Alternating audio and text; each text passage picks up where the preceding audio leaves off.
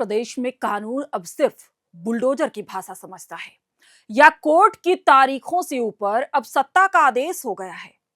देवरिया में जो हुआ वो सिर्फ एक अवैध ढांचे की सफाई थी या फिर एक समुदाय की आस्था और इतिहास को कुचलने की कोशिश। देवरिया के गोरखपुर ओवरब्रिज के पास खड़ी 50 साल पुरानी अब्दुल शाह गनी मजार को रविवार को 3 बुलडोजरों ने 6 घंटे में खंडहर बना दिया। गुंबद गिराए गए, पिलर तोड़ दिए गए और दुकानों को मलबे में तब्दील कर दिया गया। लेकिन ये सवाल है कि जब मामला कोर्ट और कमिश्नरी में लंबित था तो प्रशासन को रविवार की दोपहर ही क्यों सूझी? क्या ये जनता की जीत है या फिर सत्ता के दबाव में किया गया काला अध्याय?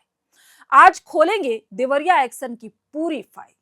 नमस्कार, मैं हूं प्रियंका मिश्रा और आप देख रहे हैं एयर नाउ शो।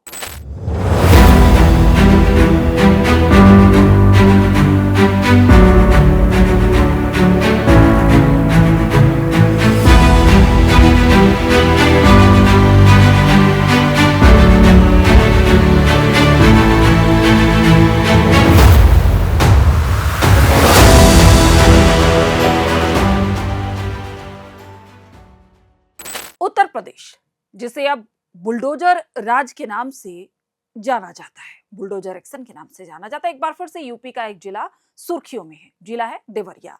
शहर के बीचों बीच दशकों पुरानी एक मजार को जमींदोज कर दिया गया। लोग कह रहे हैं कि मजार 50 साल पुरानी थी, लेकिन प्रशासन का कहना है कि यह अवैध थी। रात के अंधेरे में भारी पुलिस बल पहुंचा, रास्ते सील कर दिए गए और फिर गरजा योगी बाबा का बुलडोजर। आज के इस वीडियो में हम आपको बताएंगे कि इस कार्रवाई के पीछे की पूरी इनसाइड स्टोरी आखिर है क्या? क्या वाकई में ये मजार सरकारी जमीन पर थी? क्या प्रशासन ने नोटिस दिया था? और इस एक्शन के बाद अब देवरिया में माहौल क्या है? इस कार्रवाई की पटकथा शनिवार रात 12 बजे ही लिख दी गई थी। मजार के खजांची मैनुद्दीन अंसारी कहते हैं कि रात 12 बजे प्रशासन का फोन आता है और कहा जाता है कि कल 12 बजे तक सारा सामान हटा लो वरना अंजाम बुरा होगा। सिर्फ 12 घंटे का समय। क्या 50 साल पुरानी मजार के लिए यह समय काफी था? रविवार सुबह से ही पूरा इलाका छावनी में तब्दील कर दिया गया। 6 थानों की पुलिस, 300 से ज्यादा जवान, एसडीएम श्रुति शर्मा की मौजूदगी में घेराबंदी की गई।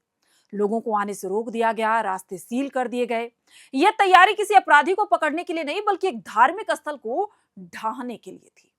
प्रशासन का तर्क है कि जमीन बंजर घोषित हो चुकी है और बचाव पक्ष मानचित्र नहीं दिखा पाया। लेकिन यहीं बड़े सवाल खड़े होते हैं। सपा जिलाध्यक्ष व्यास यादव का दावा है कि मामला दीवानी न्यायालय और कमिश्नरी में विचाराधीन था। अगर मामला कोर्ट में था तो फैसले से पहले बुलडोजर कैसे चला दिया गया? 2019 में यह मामला चल रहा था, अचानक 2026 में ऐसी क्या जल्दबाजी थी कि रविवार को ही बुलडोजर निकालना पड़ा? क्या प्रशासन के पास उस नोटिस की रिसीविंग है जो शुक्रवार को दिया गया, जो बताया जा रहा है? विपक्ष आरोप लगा रहा है कि यह कार्रवाई संवैधानिक दायरे में नहीं बल्कि सत्ता के दबाव में की गई मनमानी है। इस पूरी कार्रवाई के पीछे एक सियासी हाथ की चर्चा जोरों पर है। खुद सदर विधायक डॉक्टर शलम मनी त्रिपाठी इसे अपनी पहल बताते हैं। विधायक जी ने मुख्यमंत्री से मुलाकात की, जिसके बाद केस में तेजी आई। उन्होंने इसे जनता की जीत करार दिया और पुरानी रंजिशों का भी जिक्र किया। अब सवाल यह है कि क्या यूपी में प्रशासन स्वतंत्र रूप से काम कर रहा है या फिर विधायकों की पसंद नापसंद तय करेगी कि कौन सा ढांचा रहेगा और कौन सा गिराया जाएगा? विधायक जी इसे अवैध कब्जे पर प्रहार कर रहे हैं, लेकिन क्या यही पैमाना शहर के अन्य रसूखदारों के अवैध निर्माणों पर लागू होगा? ये एक बड़ा सवाल है। देवरिया सिर्फ एक जिला नहीं है, ये देवों की नगरी है। यहाँ सैयद बाबा की मजार पर हिंदू भी उतनी ही आस्था से जाते हैं जितने की मुस्लिम। वहां पे हिंदू भी चादर चढ़ाने जाते हैं। सपा जिला अध्यक्ष व्यास यादव ने पूछा कि क्या पूरे प्रदेश में सिर्फ एक ही मजार सार्वजनिक भूमि पर थी? क्या सरकार बाकी धर्मों के अवैध स्थलों पर भी इसी तरह का निष्पक्ष बुलडोजर चलवाएगी? जब मजार का गुंबद गिराया जा रहा था तब फ्लाईओवर पर लंबा जाम लगा था। लोग अपनी आंखों से एक साझी संस्कृति को ढहते हुए देख रहे थे। अल्पसंख्यक समुदाय के लोगों का कहना है कि हम कमजोर हैं, प्रशासन के सामने क्या ही कर सकते हैं। ये लाचारी लोकतंत्र के लिए शुभ संकेत नहीं है। रविवार को गुंबद, गेट और बाउंड्री तोड़ दी गई, लेकिन कार्रवाई अभी भी खत्म नहीं हुई है, अभी भी बुलडोजर एक्शन जारी है। अब जो बेसमेंट की छत है, बड़े हॉल हैं, उसे तोड़ने की प्रक्रिया पूरी की जा रही है। प्रशासन पूरी तरह से मजार का नामो निशान मिटाने पर आमादा है। क्या प्रशासन ने कोर्ट के विचाराधीन मामले का सम्मान किया? ये सवाल उठता है। क्या सिर्फ 12 घंटे का समय देना मानवाधिकारों का उल्लंघन नहीं है? ये भी लोग सवाल पूछ रहे हैं। सवाल ये भी है कि क्या बुलडोजर सिर्फ खास पहचान वाले ढांचों की तरफ ही मुड़ता है?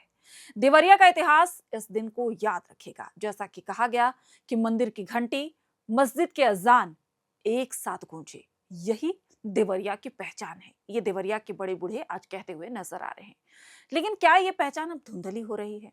अपनी राय हमें कमेंट करके जरूर बताएं। क्या आप प्रशासन की इस कार्रवाई से सहमत हैं या आपको लगता है कि ये लोकतंत्र की हार है? वीडियो को ज्यादा से ज्यादा शेयर करें ताकि सच हर किसी तक पहुंचे। और आपके जहन में जो भी सवाल हैं वो भी आप हमें कमेंट करके जरूर बता सकते हैं। आप सभी का बहुत बहुत शुक्रिया। शुभ रात्रि।